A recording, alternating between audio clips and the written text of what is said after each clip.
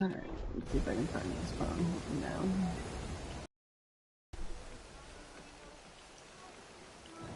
Here now. College professor helps his wife escape prison by... Oh. Jesus. Anyway, what's up? Alright, so I'm gonna watch Diamond College now. It looks interesting. Valorant nuisance on the internet.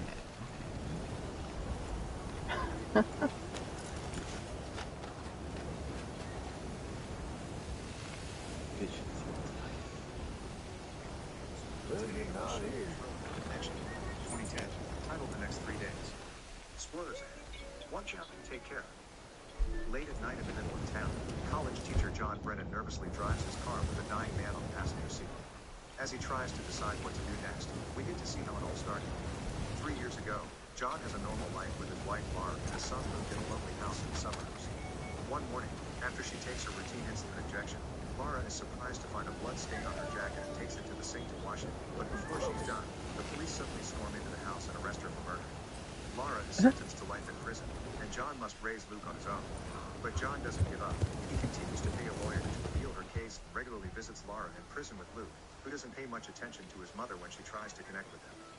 3 months ago, John goes over the evidence with his lawyer again.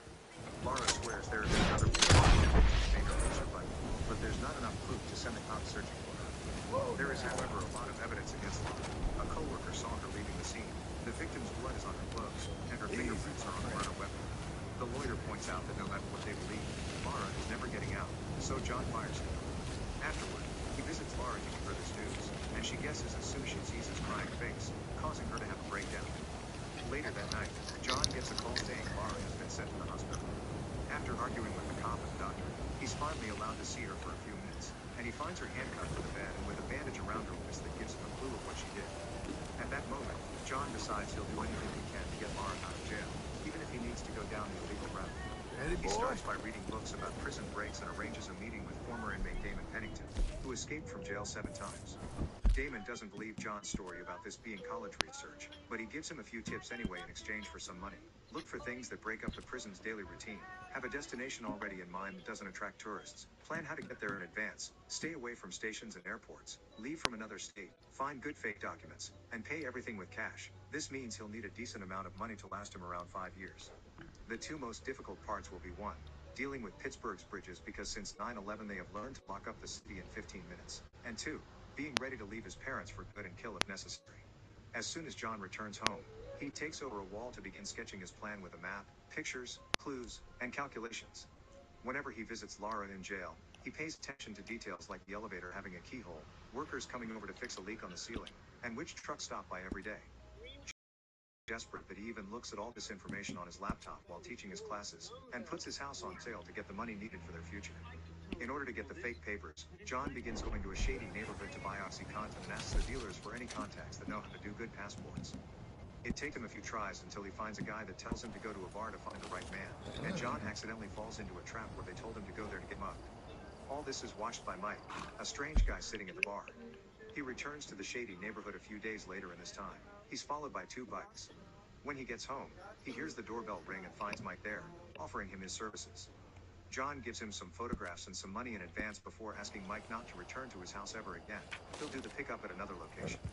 Mike agrees and reminds John that if he doesn't arrive on time, John should flee. His next step is buying a gun and asking the seller how to use it. When Wednesday goes to the agreed location to meet with Mike, and stays waiting there even after noticing the time is late.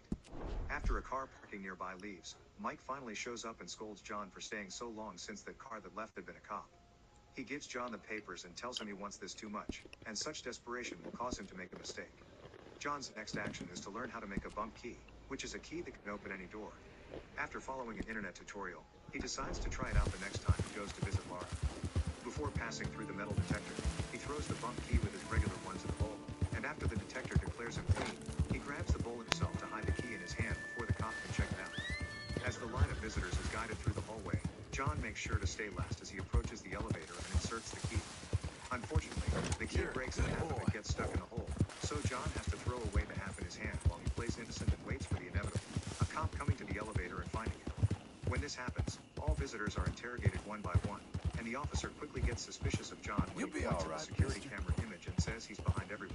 The shot just didn't catch his face. Suspicion isn't proof though, so John is allowed to leave, and as soon as he steps out of the building, he throws up. Detective Quinnen sees this and becomes suspicious as well.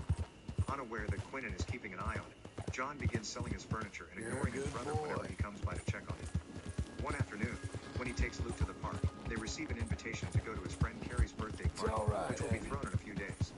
Later, John goes back to his investigation, and when he notices a new vehicle stopping by the prison, he finally finds the key to executing his plan, the medical vans. John researches Lara's kind of diabetes, follows the van around the study's schedule, and learns how to unlock a car with a tennis ball. The next day, he follows the ball method to break into the medical van and take a picture of his wife's tests, which later he edits on the computer to make it look like she is sicker than she actually is. The next time she visits Lara, she has terrible news. In 3 days, she'll be transferred to a high-security facility. Good boy. Now John must modify his entire plan to make it fit in such a short amount of time. The main issue is the money, since he hasn't sold the house yet, so he grabs his gun and drives to a bank, intending to rob it. But in the end, he can't bring himself to do it. Lara again to tell her he's trying to appeal against her transfer and admits he hasn't been spending much time with Luke. Lara is angry because John doesn't want to accept reality and continues to live in some dream where there's still hope for her, so to make him give up, she tells him she did kill her co-worker before leaving the room. But John still doesn't believe her, so he asks to see her again and swears he'll get her out. Determined to get the money he needs, when night falls, John goes back to the shady neighborhood and follows one of the dealers to the house of his provider, Alex. As soon as he sees an opening, John grabs the dealer and pushes him inside, causing the guard dog to bite his leg. John threatens everyone with his gun and makes Alex lock the dog and his partner away before asking them for the money, but the men only give him what they have in their pockets. Alex thinks John doesn't have the guts to kill since he wasn't able to even shoot the dog, so John proves he's serious by starting a fire with a bottle of whiskey. Claiming he has a kid in the house, Alex runs upstairs. John follows him using the dealer as a shield, which turns out to be a good idea because Alex actually fuck! his own gun. Oh god, that's a Gatling gun. For John, Alex comes for it next. John manages to shoot him. My horse almost fucking died from that. I hate that. Oh, I think it's the Lemoyne Raider ambush, where they pull out the fucking gun and everything. Yeah, they got it on the wagon. Bastards, usually that happens by the slaughterhouse. The hell? Yeah, I always take the wagon. Well, if I get over that wagon, they're fucking done for. Do it. Meanwhile, John spends the night at his parents' place, so when his father goes to put his bag away, he finds the plane tickets and guesses what John is planning to do. The next morning, John makes sure Luke gives his grandparents a good hug since it'll be the last one, and John's father gives him a hug as well, wishing him a heartful goodbye. Today, John is finally ready to execute his plan. After packing up and throwing away all the paperwork related to his planning in 2 separate trash bags, he stops by the med center and cuts all their phone lines. Then he breaks into the van and replaces Lara's blood tests with the ones he falsified before dropping Luke at Carrie's birthday party. Yeah, there it Before fucking leaving, is. he tells the girl's mother that Luke is You having fun there, Sam? jacket in case John runs late. Oh, I need to figure out how to not fucking die from this gun. To double check, the doctor requests Lara to be transferred so she can be kept. Ah, fucking now there's bounty hunters. Meanwhile, the cops use the broken tail It's not my light to fucking get day. to track it back to John, so they go check out his house and find the weird state of what used to be his planning wall. When they get a call from the station saying Lara is being transferred to the hospital, the detectives ask for escorts and rush to the hospital too, guessing John's intentions. Oh good, they But can John watch me arrives loot at the these hospital bodies. before them and gets into Lara's room by wearing a coat, What? pretending to be a doctor. Threatening the cops with his gun, he gets them to uncuff Lara before tying them up, but Lara refuses to leave with him. So in order to make her change her mind, John offers his phone so that she can call Luke and tell him neither of his parents is coming back. Seeing as she has no other choice, Lara accepts to escape and changes into the clothes John has brought for her. Then the two of them get into an elevator right as a nurse sees them leave the room and begins calling for security. John and Lara ditch their white coats and reach the lobby, but the detectives are there waiting for them, so John presses another button to go to another floor. When they get there though, instead of getting out, John drops their coats near the stairs before getting into the elevator again. Now the cops think they took the stairs to the parking lot and run there, but the couple actually has that gone back fucking to the lobby, happened. leaving through the front door. Once they reach the streets, John turns over his jacket so they can join a group of Pittsburgh Penguins fans that are heading towards the station. They manage to get on the subway before the detectives catch up with them, but because John knows cops will be waiting for them at the next station, he suddenly pulls the emergency brake. He and Lara get off the train, which is stopped right beside the parking lot John visited the other night. They sneak in through the hole he cut on the fence and get in the car John had already stashed there. They manage to cross the first bridge in time, so the next step is to pick the loot. Unfortunately, there's a little detail John missed and only finds out when he stops at Carrie's house. The party is at the zoo, and they haven't come back yet. While the cops investigate John's neighborhood and find the trash bag with his planned papers, John drives to the zoo, only to change roads at the last minute. He doesn't think they can pick him up in time before they close off the roads, so they could leave Luke to be picked up by his grandparents and come back in the future. Laura needs the expose her head to the road, refusing to leave without her child. Alright. After almost crashing against a truck, John stops the car and reconnects with Laura, accepting to go for their son after all. They drive to the zoo and after picking Luke up, they need to find a way to cross the checkpoint without being found. Thankfully, John gets an idea. He stops by the train station and picks up an elderly couple to offer them a ride. Guards at the checkpoint are only searching for a young couple with a kid for now, so they manage to cross safely. After dropping the elders in town, they go to a Canadian airport and pass through passport control right before their pictures appear on the wanted list, and thanks to a change of shifts, the new guard doesn't know they're inside. The cops put together the paper pieces they found in John's trash and find a picture of Haiti, so they send a team to stop all flights to that country, to no avail. Quinnen realizes then that they only found half of the plan because this bag was left behind by John on purpose with a fake clue to delay them. Meanwhile, the family safely boards a plane to Venezuela. A few days later, John and Laura are happily living in Caracas with Luke. Detective Quinnen returns to the scene of the crime with a new theory.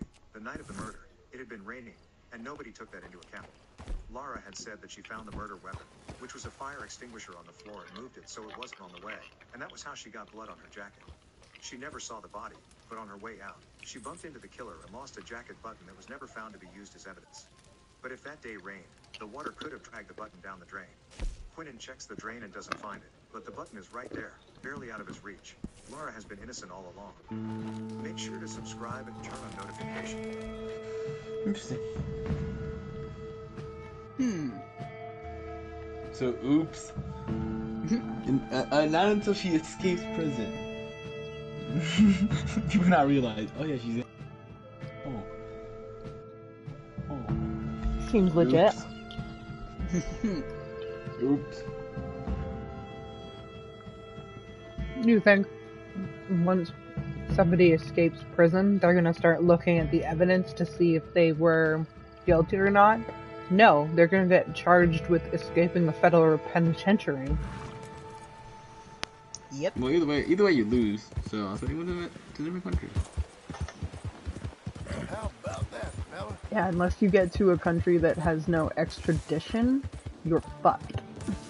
I'm pretty sure you took that into account. There, boy. Yeah, and where did they go?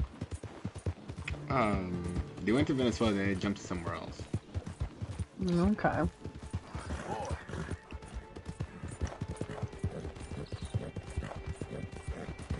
Ooh, $1,000 daily salary. But after 6 days, ordinary people become devils. What? Click.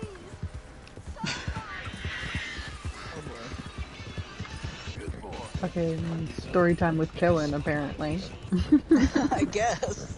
I mean, So, I'm keeping just- us all entertained. I'm watching entertained. my recaps while my Minecraft fails to load the one server I'm in.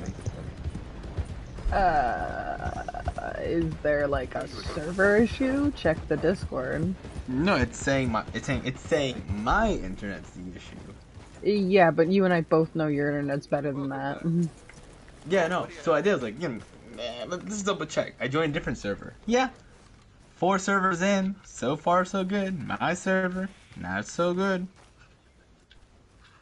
Right, let's Seems see. weird that you're trying to pass somebody an, amount of Boy, money, the things and all I of a can sudden you make can't with join a this. server.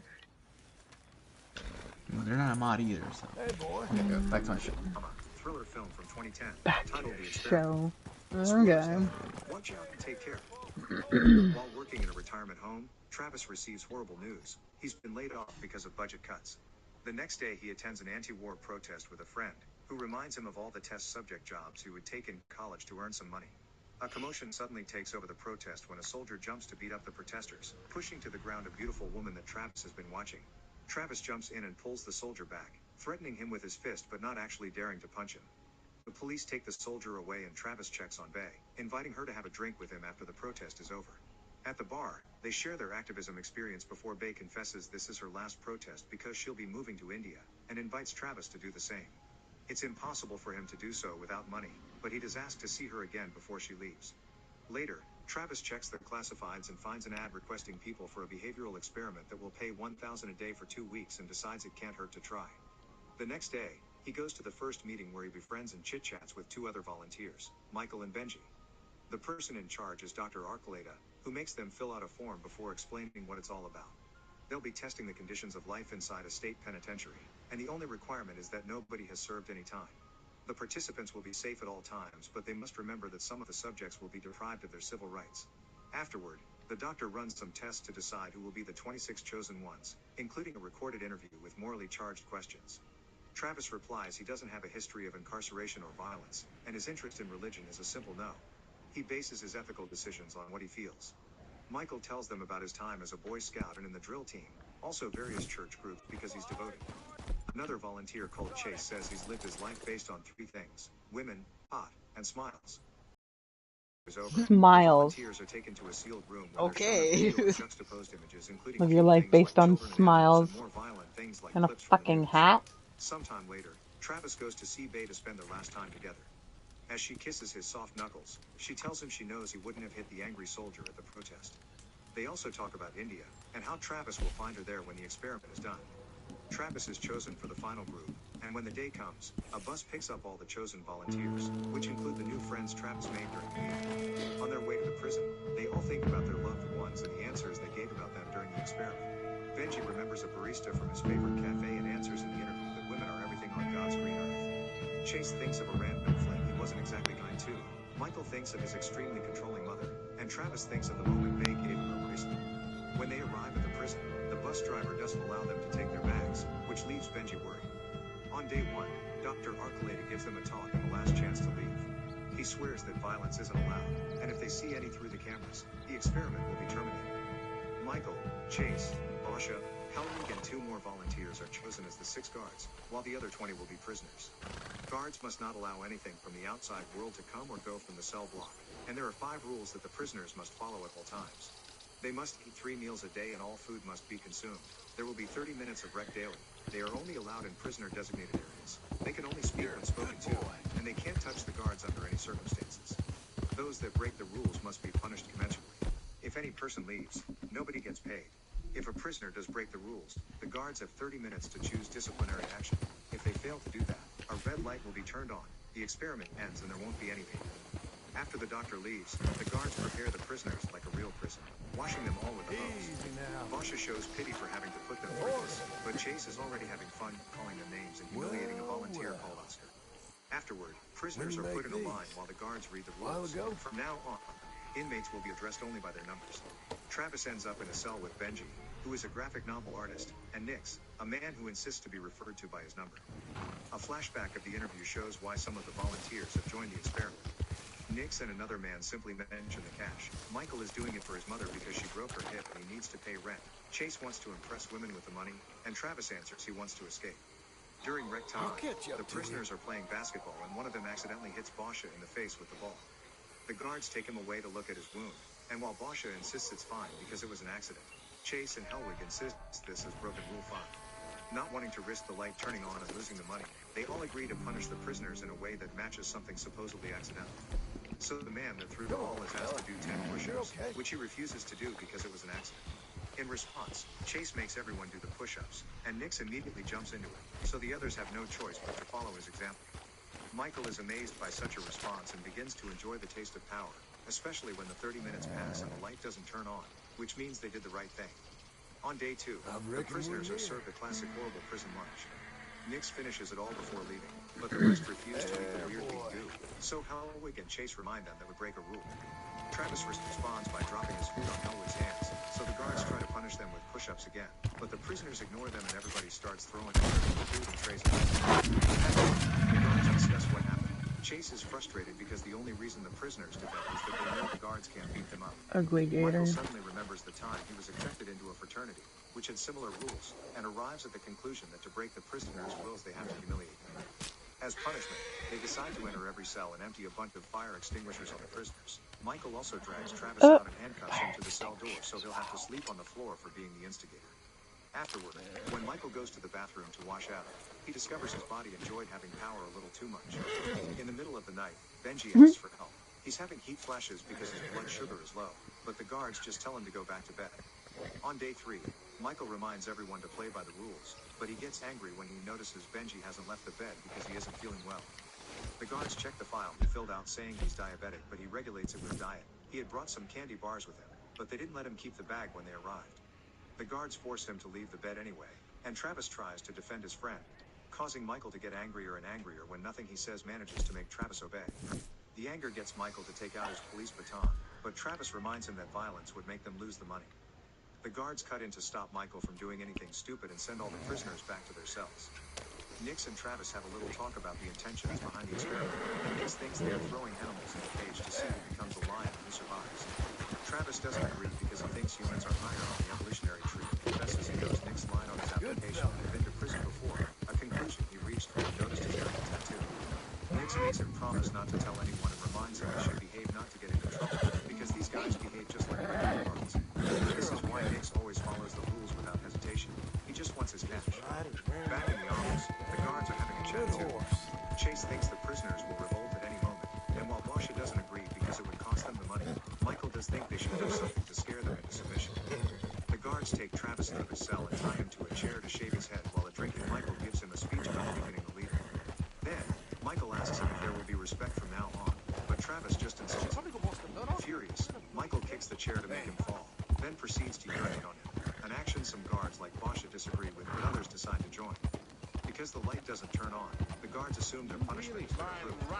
However, Basha is upset, and he tells his fellow guards that if something like this happens again, he'll leave the experiment, not caring if it costs everyone money. After Travis returns to his cell, he watches Michael from afar and remembers the interview again. When asked what he would do if a loved one was severely harmed and the law fails to prosecute, he responded he didn't think in terms of justice, because justice was what starts wars based on an eye-for-an-eye philosophy. On day 4, Travis hides some bread in his pockets during lunch that later he takes to Benji, who is still sick in bed.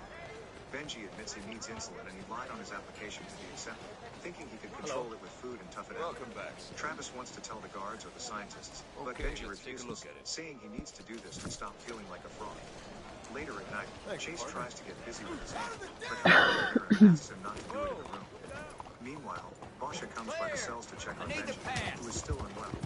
Travis tells him he'll pay him part of his own money if he brings over Benji's insulin, and Basha at first refuses, but eventually, he gives in for free, leaving to search for the bags they arrived with. Back to Chase, he's left the room too to get Oscar out of his cell and take him to an abandoned room that has no cameras in it. There, he tries to force Oscar onto his knees and make him use his mouth, but before they can go far, Michael finds them and demands an explanation. Chase lies and says Oscar had some intel on Travis that he didn't want to share in front of everyone, but the conversation gets interrupted again, this time by Help. He takes all the guards back to the office to show them what he's found on the cameras. It's Basha, going through the bags. They go after him, and after finding the insulin in his pocket, Michael gets him to confess who asked for it by promising forgiveness. Afterward, Michael takes the insulin to Benji, but also makes Helwig take Travis to the bathroom. There, while shaving his own head, Michael says he isn't a monster, but Travis has broken the rules, and if the experiment hasn't been interrupted is because the scientists approve of his actions and Benji has always been safe. Travis thinks Michael should use a mental facility, and a furious Michael decides on the next punishment. Helwig shoves Travis' head in the toilet until he finally says aloud he's just a prisoner. At first, Travis keeps on insulting him, but eventually his spirit breaks and does as he's told. Once he's sent back to his cell, he breaks down and cries. Later in the middle of the night, the guards take Basha off the bed and beat him up as punishment in an abandoned room with no cameras. On day 5, Benji is feeling better and joining the others in the daily routine, but Michael has another surprise for them. Basha will become a prisoner for breaking the rules. Annoyed by Michael's condescending speech, Travis takes off his uniform shirt and while his fellow prisoners follow his lead, he climbs the cell door to ask the camera to open the gates. Michael drags him down and presses him to the floor with his baton on Travis' neck, so Benji tries to help by hitting Michael on the back of his head. Michael responds by hitting him hard with his baton, which leaves Benji twitching and bleeding on the floor.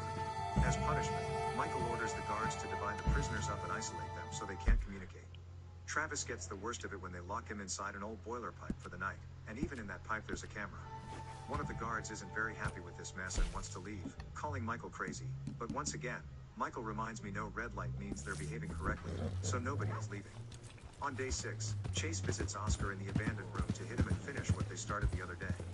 Meanwhile, Travis is starting to lose his mind, but he gets an idea when he remembers he still has his bracelet. He takes it off and uses it to open the pipe door, hearing Oscar's cries for help as soon as he comes out. Travis rushes to save him, hitting Chase from behind and grabbing him while Oscar knocks him unconscious with his own handcuffs. Then they use Chase's keys to free all the prisoners. Nix is finally tired of playing nice, but it's too late for Benji. He's died from his injuries. The prisoners are furious and ready to fight. Do you realize how hard you would have to hit someone with handcuffs to knock them out? But the other guards think he's crazy Just since saying. they are clearly outnumbered. They run away and Michael follows them, trying to convince them to stay behind and fight to recover power. But they can't leave the building because they can't open the gates from inside. The prisoners catch up with them and begin beating the guards up, with Travis calling dibs on Michael. When Michael tries to use the knife, Travis catches it with his hand and, after pushing Nix out of the way, he begins beating up Michael as well. The fight suddenly ends when the red lights are on, the gates are open, allowing everyone to and everyone returns home with a hefty check-in, wearing the same clothes they arrived in as if nothing happened. Nix asks Travis if he still thinks humans are higher in the chain of evolution, to which Travis replies yes, because humans are capable of doing something. Many days later, the experiment appears on the news. Dr. Archuleta is being tried for manslaughter in Benji's death, and most of the prisoners agree to testify against him. Travis travels to India and meets with Bay, who notices his knuckles are not soft anymore.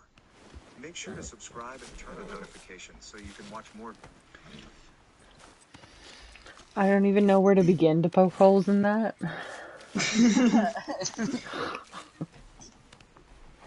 Like I just couldn't keep my mouth fucking shut at the handcuffs thing. Do you realize how difficult it would be to knock someone out wearing handcuffs? First of all, handcuffs are very thin. One might say that it's solid metal. You hit somebody in the right spot with the metal, blah blah blah. But you also have to keep in mind the angle you would have to hit them and the amount of force you would have to hit them with. That combined with the fact that when you're handcuffed, your hands are behind your back. He had him in front. It didn't specify.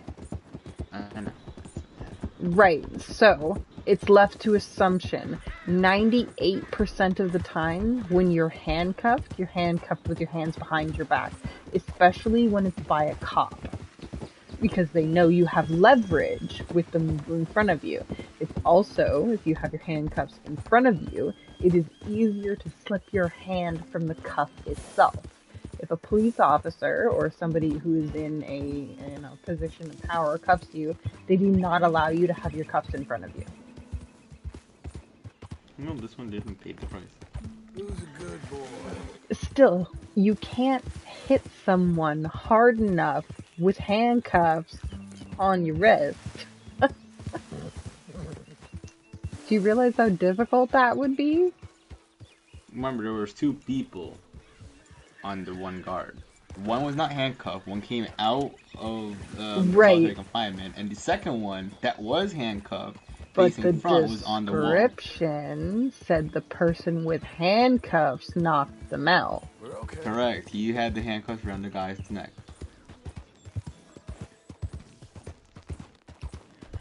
I'm just stating what the video was showing. Okay, so go ahead and Google yourself the police issue handcuff chain length.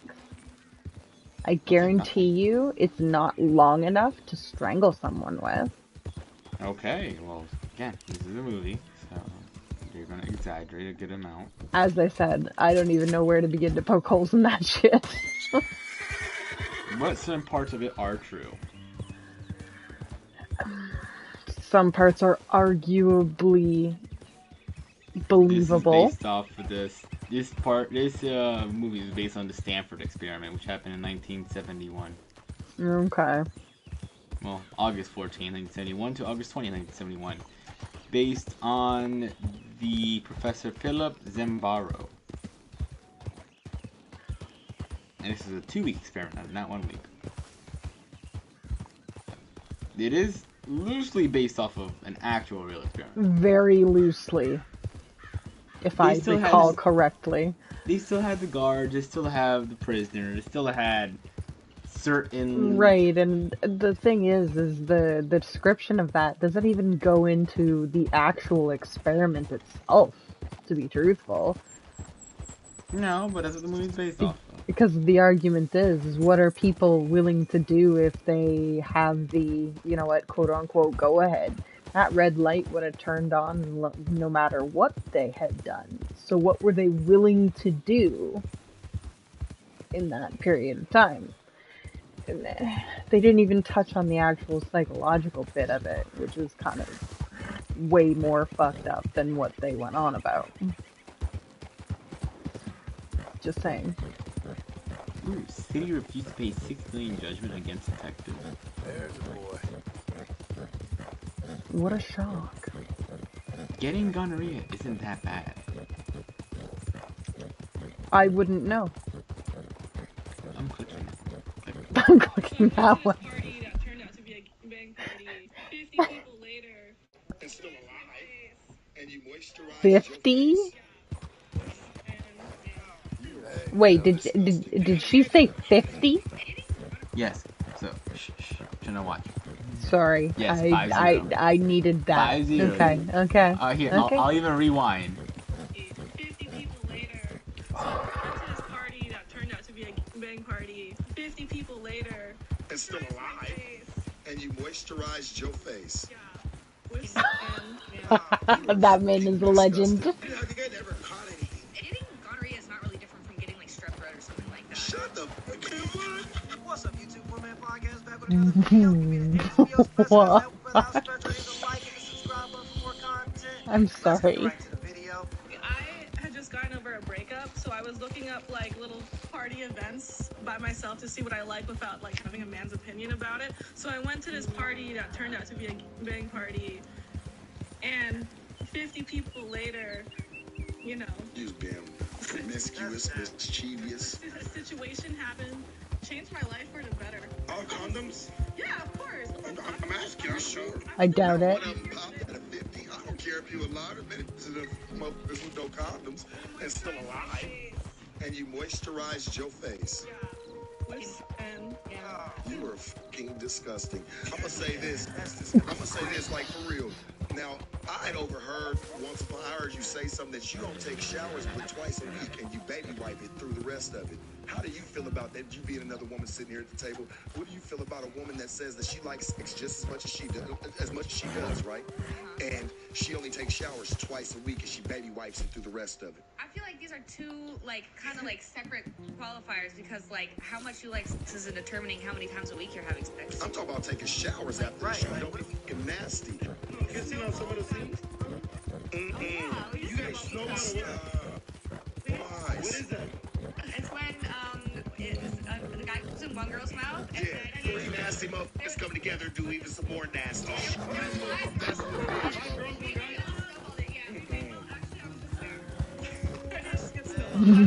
What? yes. All right, I'm gonna ask you. Stop. Oops. I'm gonna ask you this. Like, Fuck. no. What the fuck? I'm asking you because it's gotta make sense to me. Let's speak logically here.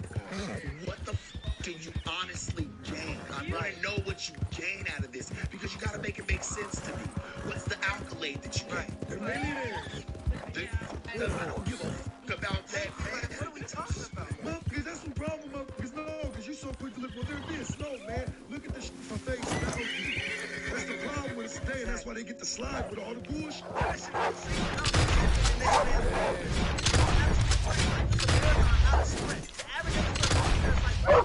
Years old. So sure, you're a millionaire at 31 years old, but you have another 50 years of living and trying to maintain that money. And not only have you sacrificed your future and your chances of ever getting an authentic, intimate relationship, but you also sacrifice your child's future and their ability to have a normal life. And what people don't understand is the money goes a lot faster than it comes in, and when you make quick money like this, you tend to blow it trying to buy happiness through pleasure and vices because you haven't developed the necessary skills to maintain money over long periods periods of time.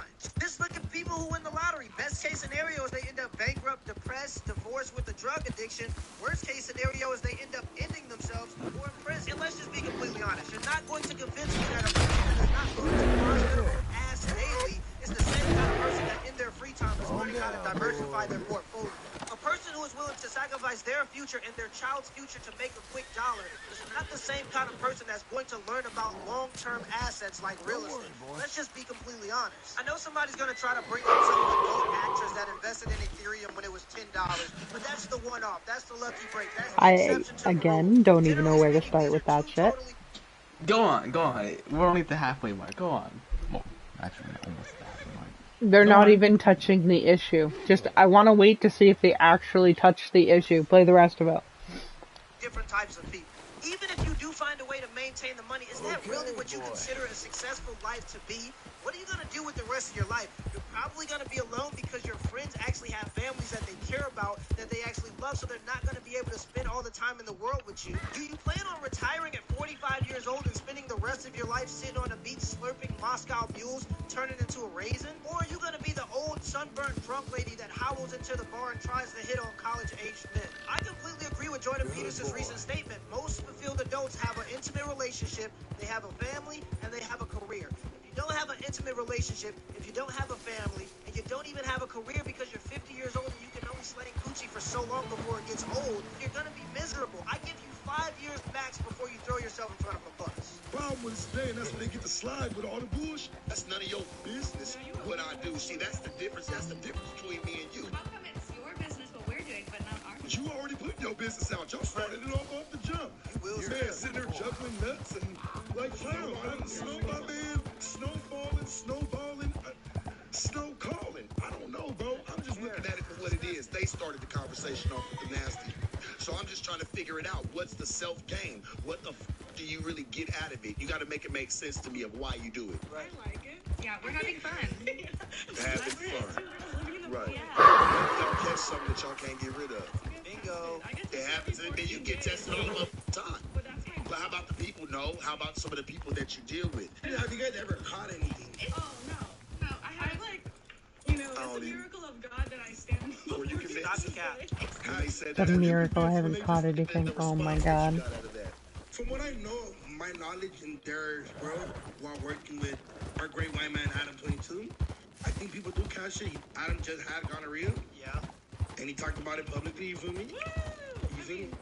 That's what's up. Destigmatized. What do you think about I that? don't think gonorrhea is a big deal. What do you think personally. about that? It's something easily curable and should be destigmatized, and we should have conversations about it.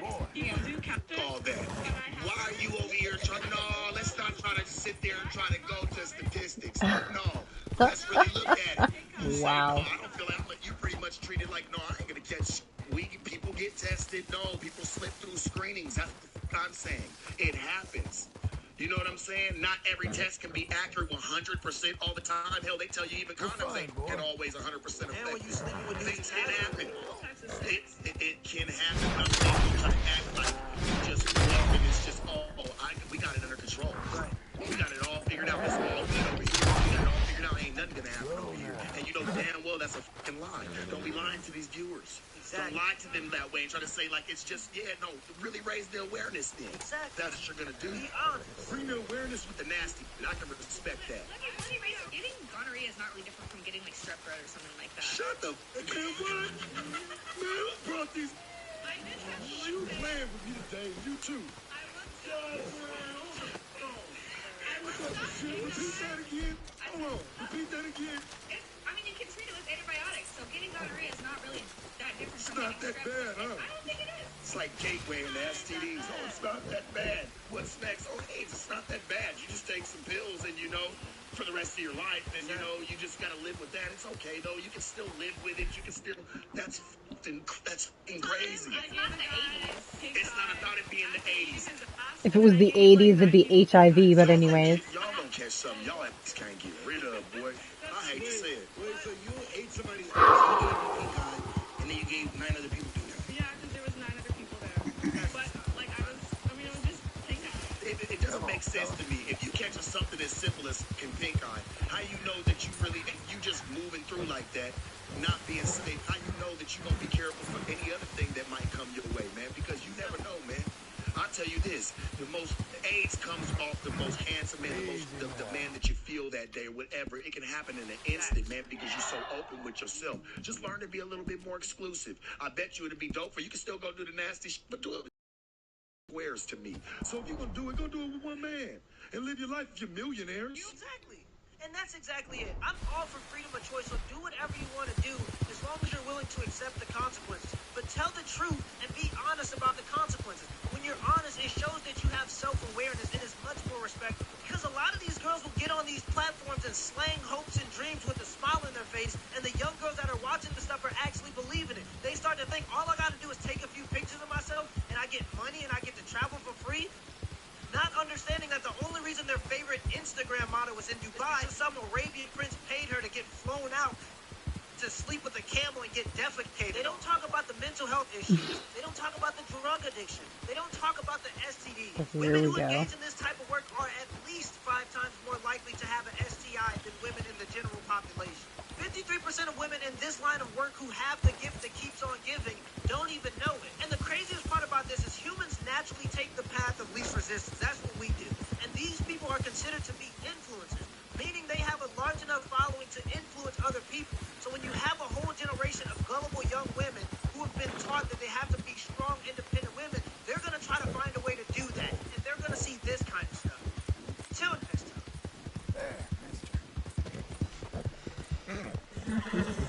time. A lot of good points by those men there.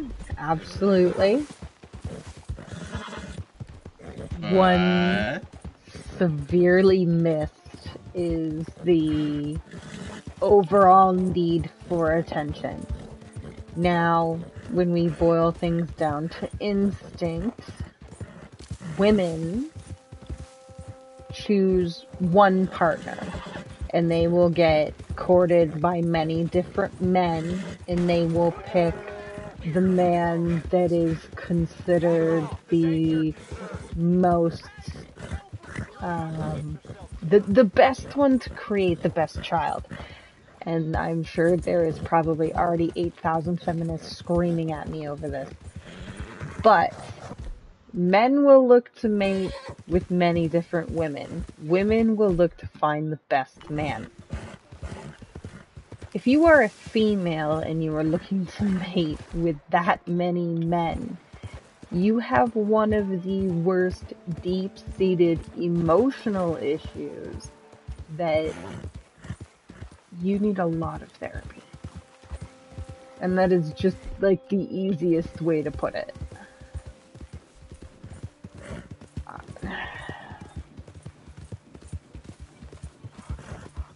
Like, somebody's got daddy issues for sure. Like, but she's a millionaire, is her excuse.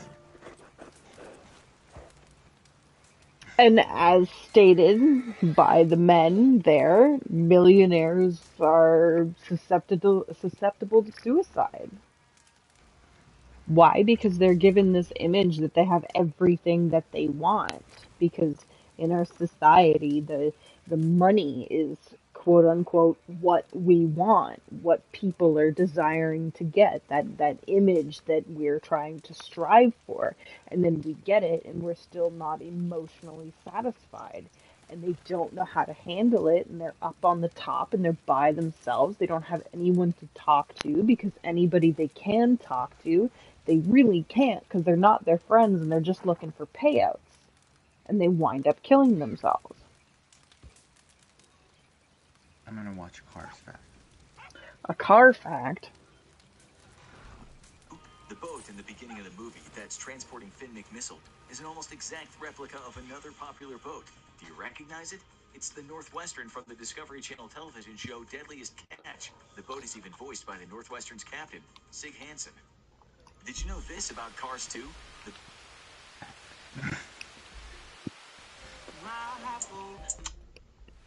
My fucking brain.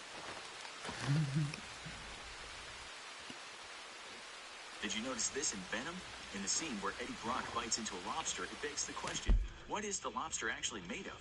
Obviously, the filmmakers weren't going to have Tom Hardy bite into an actual lobster, so the prop designers made a look-alike using candy-coated marshmallow and chocolate filling. Did you know?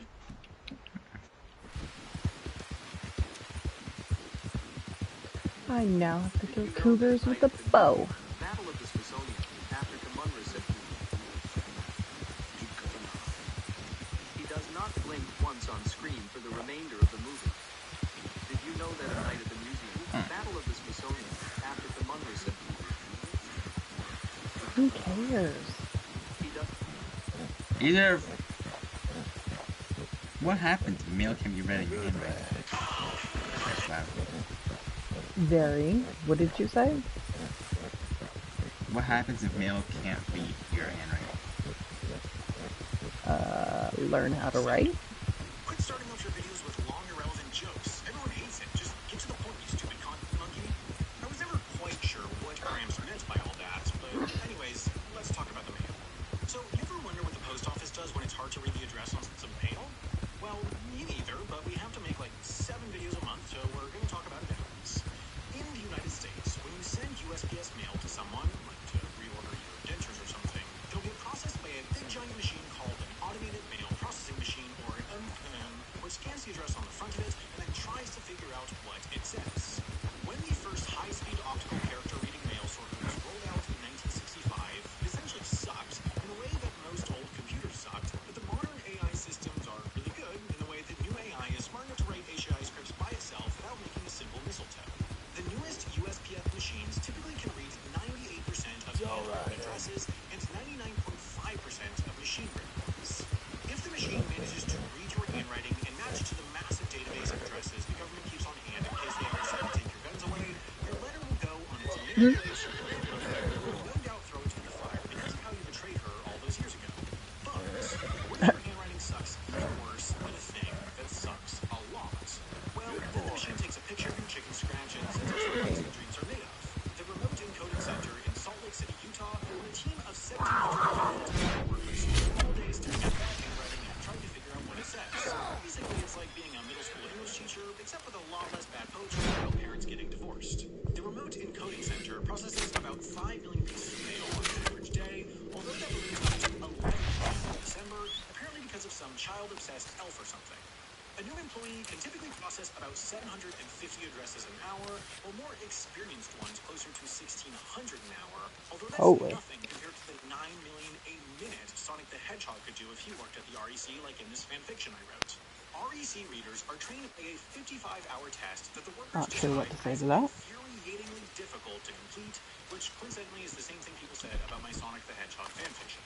At their height in the late 90s, there were 55 remote encoding centers across the country, processing about 10% of mail, which translated to about 19 billion images a year. Enough images that if you were to print them out and stack them, you'd have a really tall stack. But now that image processing machines have gotten smarter and will soon rule us all, they typically only have to send about 1.5% of mail to the REC. A mere 2.4 billion images a year, which is processed in the only remaining center in Salt Lake City.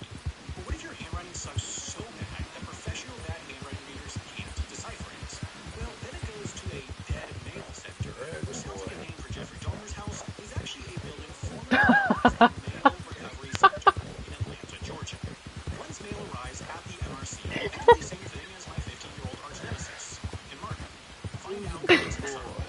Once they scan the item, it gets dealt with according to this chart.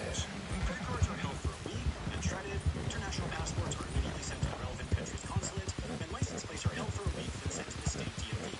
Generally, though, if the item appears to be not prepared for the Dahmer joke. like, for example, this reasonably priced half-subscription t-shirt available now at store.nebula.app, they toss it in the trash, although there is an exception for items that appear to have clear sentimental value, like, for example, this reasonably priced half-subscription t-shirt available now at store.nebula.app. If the contents appear to be worth more than $25, though, the folks at the MRC will open it up and search for clues as to where it was intended to go or where it was sent from.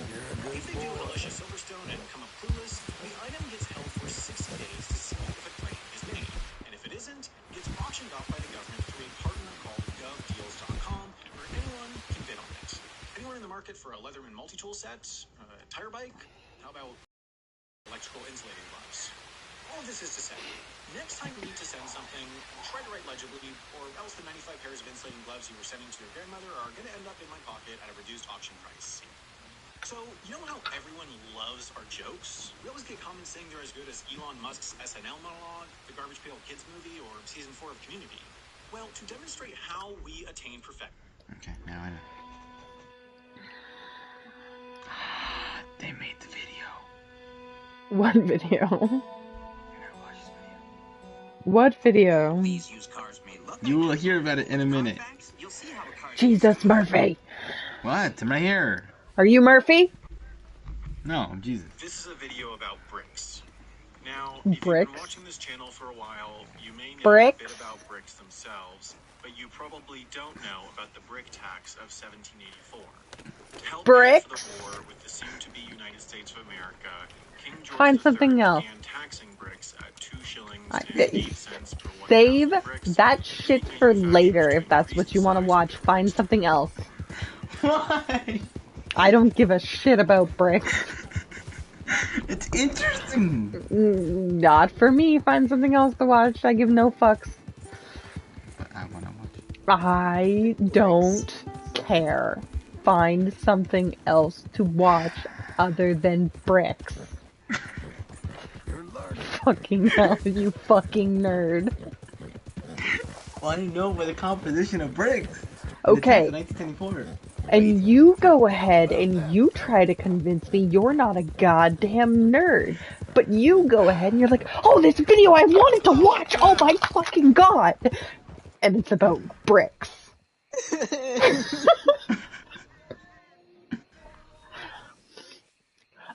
I don't care. You can watch things about gaming, you can watch things about psychology, you can watch things about people falling down because they're stupid. I will not call you a nerd. You gonna watch something about bricks? I would rather you put something on about math, for fuck's sakes. Bricks? You know that's already recommended for math. I have a recommendation for math, for SAT questions. I know you do, because you are a fucking nerd. Fine, I'll watch this. Someone complained about bricks. I don't know why. This video was made possible by CuriosityStream. Kids of the CuriosityStream. Don't make me send you to Jesus. Fucking bricks. The dictionary, really? You know what, though? This is better than bricks. I'm learning about words. Hang on. As I said, this is better than bricks.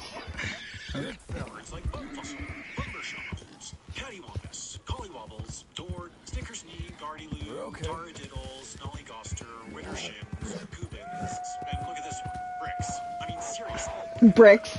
Really? I will end you.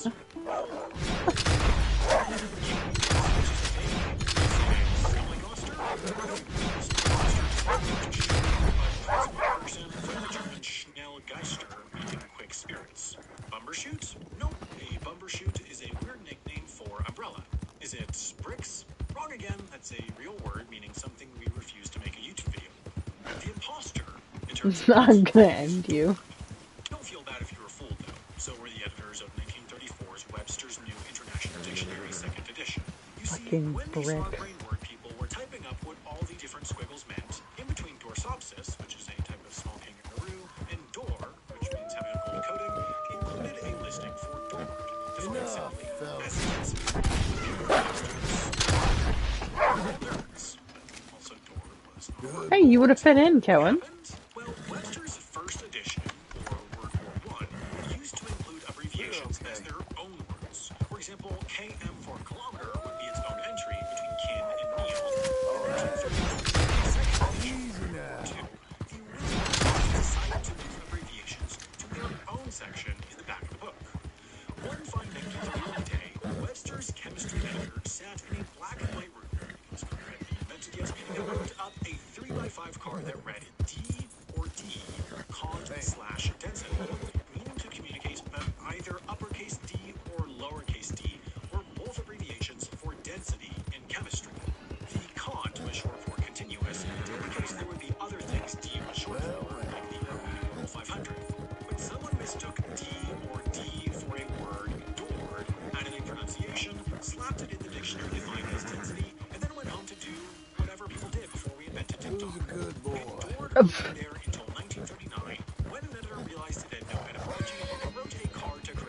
a card that was ignored until 1947 when another editor noticed the mistake, wrote a new card, and finally, the dastardly Dord was done.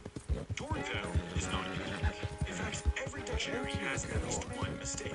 It's in the M section, if you missed. But there are often others. Older dictionaries, especially, were full of errors, as they often got their new words just by reading other stuff. If they saw a strange new word pop up in a widely published poem or book, they'd sort out a definition, slap it in, and collect those sweet dictionary dollars without a second thought.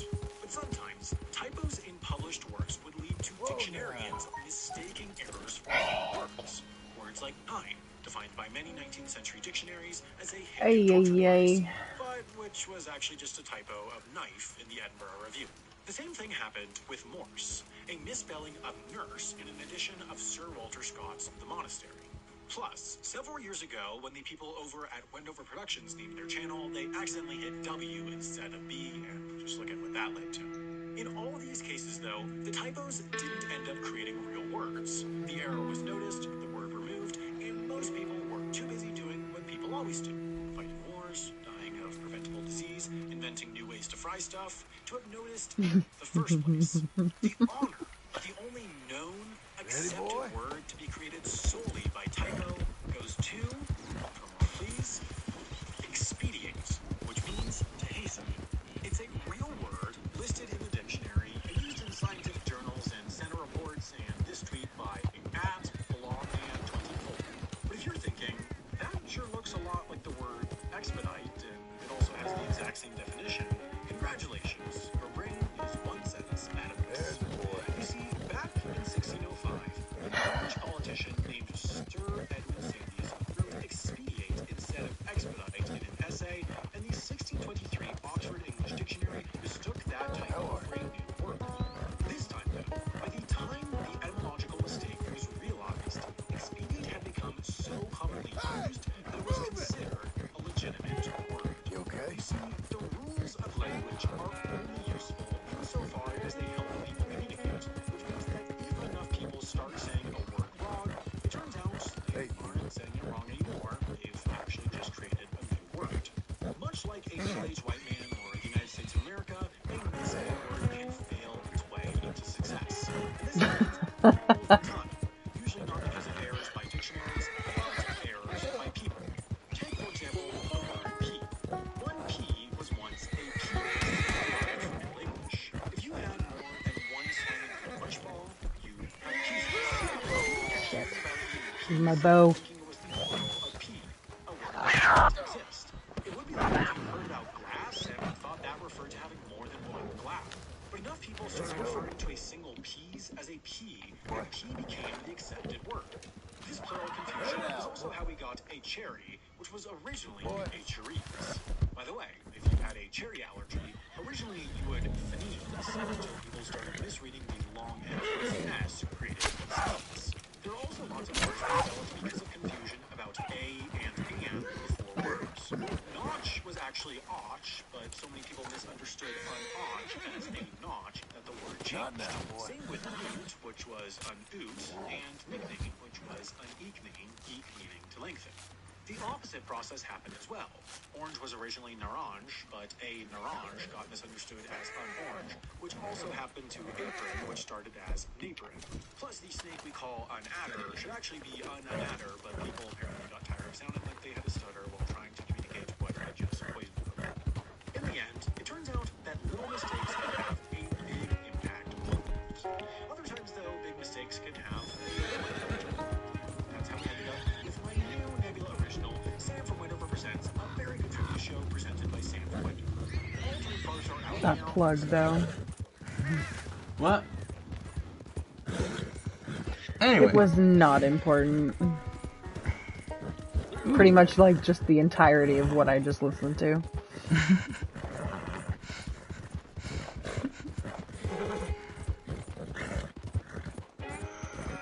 I mean, it's educational. Educational implies that it'll be used at some point. Ooh, the math that proves your friends are more popular than you. Perfect video for you, Kellen.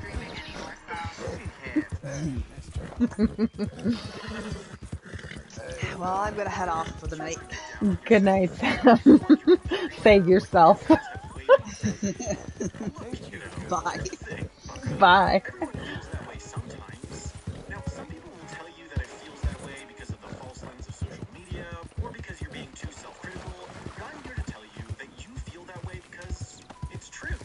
Your friends are more popular than you. They're not wrong, Kellen. I'm listening. It's called the friendship paradox and was first described by mathematical sociologist and guy who should never be a middle school guidance counselor, Scott L. Feld, in a 1991 paper in the American Journal of Sociology entitled Why Your Friends Have More Friends Than You Do. The simplest way to think of the friendship paradox is as